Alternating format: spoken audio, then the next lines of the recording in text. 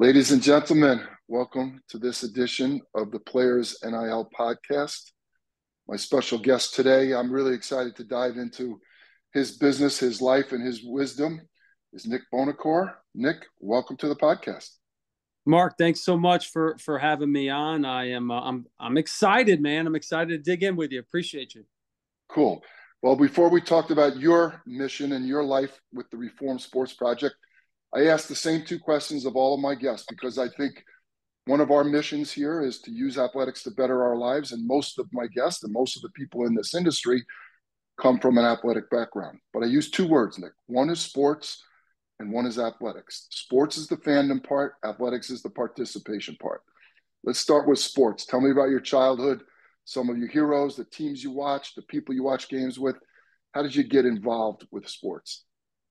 I mean, it started in my house. I mean, like a lot of people, I have two older brothers, Ted and PJ. They are, 8 and 6 years older than me, respectively. And, sports was a big deal. We were very, I'd say, middle to lower middle class family. Grew up in Waterbury, Connecticut, which is a very blue collar, space and town. And it was sports, man. It was sports. I actually grew up Waterbury is about just under 2 hours from Boston and about an hour and 40 minutes to Manhattan, New York City. So it's almost like the dividing line between Red Sox and Yankee fans. My dad was a New England and Red Sox fan, so that's the way we took. And I grew up. It's funny because nowadays it's like, oh, you're a bandwagon. You're a New England and Red Sox. I was like, well, I grew up in the 80s and 90s, and it was like the most uncool thing in the world was to be a Red Sox and Patriot fan because they never won. We were the biggest. The Red Sox in particular were the biggest choke artists. So, but that spawned my thirst and my eagerness to be in athletics. But more importantly, it was the competition. Having two older brothers, particularly, and my father and my mom were obviously wanted us to be very, very active.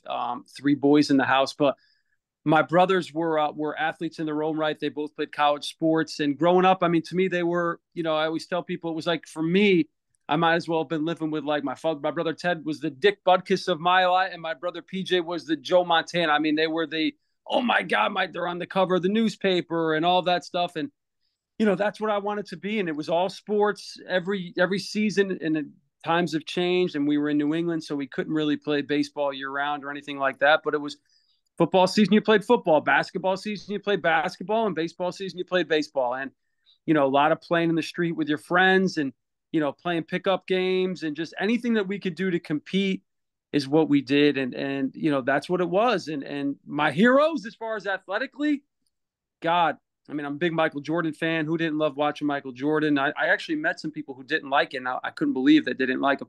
Walter Payton, Mike Piazza was my guy. For baseball, just because of the Italian, man, I was like, I got to find one guy, and he was him, and I can go on and on and on. Ken Griffey Jr. loved watching him, but all those folks are what drove me to become interested in sports and lead me down the path of athletics. It's a great story, and I know that dividing line in New England. I've been there, and just so you know, I can sympathize with your early fandom because I'm a lifetime New York Jets fan, and it's been very painful. So I get it. Yeah, exactly. So you become a fan, you're playing all these street games, you're doing all these things, your mom's kicking you out of the house. You start to play organized sports, all three sports that you talked about. When did you realize that you could use athletics to create opportunities and better your life? What was there a moment? Was there a season? What was it when you said, I can go to the next level? You mean when did I think that I was going to be able to play in college? Exactly. I never didn't think about it. I don't know. It was like I just always knew it was going to be a part of my life. Like I never, you know, I got to watch my brothers and, God bless my parents, my dad, rest in peace. My mom's still alive. She's awesome. But, neither one of them great people. It was more important for them, for us to be good people, be good citizens, compete hard, be good, human beings than it was to get A's. They wanted us to do fine in school and not be a nuisance, but it wasn't like we were the most focused on education, if that makes any sense. You're passing your classes, you're being a good person, we're good there. So for me, it was like sports is going to get me to college. I hated school. I just didn't like it. And to me, it was like the only reason I would go to college was because I wanted to play baseball. So I can say that for me, it really started right there with, with my foundation of I wanted to go to college to play baseball. And as a result of going to college to play baseball, I would get a degree. I always felt like a degree was a byproduct of me going to play baseball for 4 years. And I think that's when I thought, I didn't realize till after I graduated college and started working in, financial services and, I was in New York City and competing on Wall Street and all that, that I realized where my athletics helped me in my professional life. But it was really when I'd say about high school age, I saw both of my brothers go on to become college athletes. And I was like, that's what I'm going to do. Like, it was never a discussion of where you're going to go. It was just like, that's what you're going to do. And it just kind of fell into place. Yeah, well, it falls in line with using athletics to better your life. You created an opportunity to go to college, and maybe academics weren't the focus, but the byproduct was an education experience, all your teammates, all the life skills that you gained, right? So let's fast forward to your current project, the Reform Sports Project. And I read on your website your mission: restoring health, balance, and perspective in all areas of sport through education and advocacy. The Players NIL, our second mission statement, is how do you use athletics to better the lives of the people around you? So I don't think that these are very far apart, right? Mm-hmm. Tell me why that's your mission. As someone who I'm a parent now, you have 5 kids, I have 6. And as someone whose life became better as a direct result of my, sport experience, and those lessons and such still help me to this day as a 44-year-old, father and husband. I started seeing as my kids were competing in different sports and I was coaching that it just seemed off. The culture seemed off. It didn't seem like, you know, it just seemed like everyone was kind of doing this for this intent on some finish line. It was not very much focus of being in the present, enjoying the moment. And I was like, I find myself kind of getting caught up with like keeping up with the Joneses and like who's playing where. And, we're talking about 8, 9-year-old kids and, well, we got to go here to get here and this and that. And I'm like, what is going on here? It just, as I was going through it with my kids, I found myself getting caught up and I realized like something's not right. I started to look online to see if like there was information, if anyone was kind of feeling the same way or if there was like resources. And I really didn't find too much out there covering the youth sports space. And what really got me, motivated to really start to be a voice was I kept hearing this narrative of early sports specialization. That's what really kicked it off for me. I was like, who are these idiots like advocating or more or less selling to parents the idea that in order to get to some quote unquote level, they have to do this or they're going to miss out. And I was like, that's bullshit. Part of my language, but that's a sales pitch. Like that person's trying to close you. Like what? And I started really taking it personally because I'd like to consider myself a halfway decent salesperson.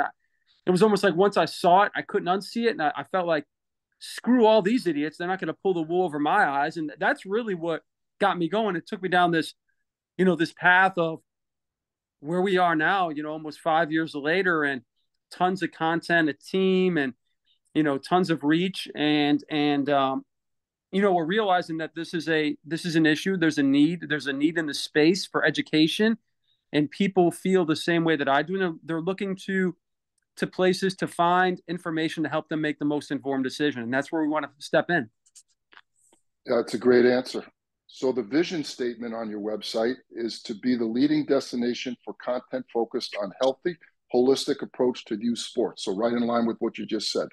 So tell me about what you do, what your reach is, what your connections are, and how you're empowering people through the use of this platform. So I'm very fortunate through my sport experience that I got to play with and against and compete for some really impactful folks, particularly in the sport of baseball, who are still involved in the game today. My first head coach in college was Mike Fox. He just retired a couple of years ago, 2 or 3 years ago, was the head baseball coach at the University of North Carolina for 22 years. And I would put him right there on the Mount Rushmore potentially of the best college baseball coaches of all time. And he's coached plenty of big leaguers. A good friend of mine is currently the head baseball coach at North Carolina. That's Scott Forbes. I got to play for both of them when I was at North Carolina Wesleyan. And I was fortunate enough also to play summer baseball in some collegiate wood and bat leagues in the New England Collegiate Baseball League, and also in the the New England Collegiate Baseball League, and also in the for the Wilmington Sharks in the Coastal Plain League. And I got to play with several guys who went on to become big leaguers. And, you know, through those connections, those relationships, being teammates, we still stay in touch to this day. So I started to go to them early on and ask them, like, what are you seeing? You're still recruiting, you're coaching in the game now. They all reiterated kind of what I was feeling, saying they're seeing it on the collegiate end and dealing with it as parents. And also, they were all down to speak and to talk and to connect me with others. So I would just interview them, and then I'd ask, hey, you know, Tim Corbin, you know, Coach Fox, can you, or whoever, can you connect me with him? Coach Leggett from Clemson, who's another legend. I got to connect with him through one of my teammates I played with in the Coastal Plain League. All these guys were willing to not only talk to me, but utilize their networks to help carry the message and allow me to kind of expand my network. And it's just amazing the tentacles of sport. And that's really where it started. And it continues to grow to this day. Well, I love your website. I love your mission. I love your vision. I just pulled a couple of headlines from some of your recent blogs. And before we go, we'll plug your website. But just give me one or two sentences on why you wrote these blogs. I'm just going to bullet point a couple of them. Early to ripe, early to rot. I love that. 2 sentences. What does that mean? That means, man, slow down.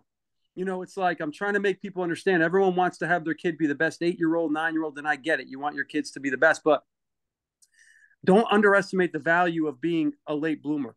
Don't underestimate the value of having to go through struggles early on, being that smaller kid, you know, not being the best. You know, once puberty sets in for everyone, it's a whole different ball game. So it's the emphasis on, I think we all played and competed with, you know, folks who were the best at 8, 9, 10, 11, 12. And next thing you know, they're not even playing in high school, let alone college. So it's like trying to give people a perspective of slow down. We don't have to race. Everyone has a different path and everyone's body grows at different times. And just to give examples to people and information as to why it's okay to let nature run its course and we don't have to be in such a big rush. I love it. We'll talk about that at some other point. Next bullet point. Youth sports as a catalyst for academic performance. Well, I'm speaking in regard to kind of my own experience in that regard. You know, I don't think there's any secret that there's a correlation between, listen, if you want to play sports, there's a certain bar that you got to hit with being eligible academically, right? And that's just the baseline to be eligible, let alone, but the things that you learn along the way in sports, like discipline, accountability, you know, punctuality, all of these things, being able to work in a group as a team, being able to take direction, all of these things that you learn in athletics translate to the classroom. They translate to business. So that's the whole reason why I wanted to dig into that topic and show the correlation so people understand there's more to it than just what happens between the lines or on the court. It translates to life and also in the classroom. Last bullet point blog, D1 or bust. What does that mean? It's horse shit. Part of my language. I'm biased. I probably wasn't even that good enough, but even if I was, my grades, quite frankly, were definitely not making the baseline to be, you know, at one point, I don't know if it's still the case, but in order to qualify to play Division I or Division II, you have a certain GPA coming out of high school and a certain SAT score. I didn't have it, so I had no choice but to go Division III. But it ended up being the best fit for me. I was part of a national championship team, got played for a Hall of Fame coach, teammates for life. So I want people to understand, like, chasing, while it's great and some kids can go and, you know, and I got to play for 4 years. You know, I was a contributing member of my team, a starter for 3 years, a team captain as a senior, and I wouldn't trade that experience for anybody. It's basically give Not every if you want to compete in college, there's a place for you. Doesn't mean you're going to play at Ohio State. Doesn't mean you're going to play at the University of North Carolina, but there's a place for you. The minute you become closed-minded, you're shutting off an entire potential avenue for you to go down, which might open up something down the road. So be open-minded, find the right fit. And that's what I'm speaking from my own experience in that regard. Well, you're preaching to the choir here. I say there's an opportunity for everyone. And the last thing I just want to interject is, as a experienced adult now in my life, here are the two things that I've come up with that are the two greatest things parents can give their kids. The two greatest things parents can give their kids: confidence and opportunity. And I believe athletics can do that. You can do it through math and science and art and history and all kinds of ways. But for those of us growing up as athletes and using sports to better our life, now as parents, as community leaders, as business leaders, confidence and opportunity. Tell me why the Reform Sports Project is focused on similar goals. I think it's because I want people to understand that there's more to it than meets the eye. It's you can easily go watch a youth baseball game, a youth football game, volleyball, whatever it is, a wrestling match, and focus on the performance that's taking place in front of your eyes in that moment. Or you can, and I think, sell yourself short. Or you can look at it through a lens of, wow, what a great opportunity that my kid has to develop as a person. Confidence and struggle and skills and work ethic.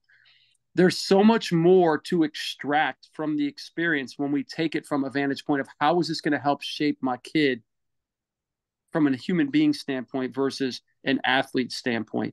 The athlete piece to me is just a byproduct of competition and participation. All those other things, those intangibles in many ways, are cultivated and developed through the process, through the struggle. And when we look at it through that lens as parents and coaches, and not look at it solely from the narrow perspective of performance, and we really stay in the moment, understand this is about something bigger than just what we're seeing right here, it allows us to have a different perspective, at least for me as a parent, it's okay if my kid struggles. Matter of fact, it's a good thing. It's a good thing if they're not the best. Like, I'm going to help teach them. I'm going to help them understand, like, how was listen, oh, Dad, I struck out 3 times. So what? Did you try your best? Did you have fun with your teammates? Were you a good listener? Did you compete hard? I, as a parent, can focus on those things, build my kid up so that he wants to go back and compete. And maybe because, I tell him I'm proud of him for trying his best or whatever, I saw he was a great teammate in a situation, it makes him want to work hard. All of those things are, to me, what the true value is. And unfortunately, there's not enough people out there conveying that. It's so stuck on performance and in the now and winning at all costs that those great things that transcend and follow us through life can sometimes be lost. And I think it's important to focus on those, to allow, because we're missing out. We're missing out if we only sell ourselves short on performance and winning, particularly at young ages. Well, that's a mic drop, segment. So I can't add any value to that. It's called the Reform Sports Project. Nick Bonacore, where can we find you? How can we follow you? Is your chance to shamelessly plug all that you do. Geez, well, I appreciate it. You can go to reformsportsproject.com, where you can subscribe to our newsletter. You can subscribe to the podcast, which we release episodes. We just released episode 106 on Wednesday, bi-weekly. So, twice a month we have new episodes coming out. Like I said, there's 106 episodes in there with some very, very, very awesome guests. The next episode that drops is right ahead of college basketball season. It's with Jay Billis, who many of you know from college basketball and ESPN, and as a former player and coach. Weekly blog every Friday. A new one just dropped this morning. You can follow us on Twitter, Reform Sports Project. It's Reformed SPTPRJ is our handle. I'm at Nick Bonacore on Instagram, on Twitter, on LinkedIn, and of course, Facebook, Reform Sports Project, and Instagram. You can follow us there as well. I try to put out as much information as possible with links to all of our content. And there's going to be a lot more coming down the pipe. I partnered with the company Octagon, who is, one of the largest sports agencies in the world. They represent athletes from Steph Curry to Michael Phelps to Simone Biles, and we work closely on a daily basis. We want to continue to grow this platform and be an asset so that folks listen, this is one thing I always want to convey is that we're not trying to help you make decisions. We're trying to help you make the most informed decisions. Everyone has their own path, but at least if you have the pros and cons and have other people's experience, you can make the most informed decision. That's what we're looking to do. Awesome. Well, Nick, you've been a great guest. I appreciate your time. I enjoy following you. I wish you nothing but the best. And, congratulations on your success to date. I know you've got a lot in your mind that you want to accomplish, and no doubt that you will. Thank you very much. Appreciate you, Mark.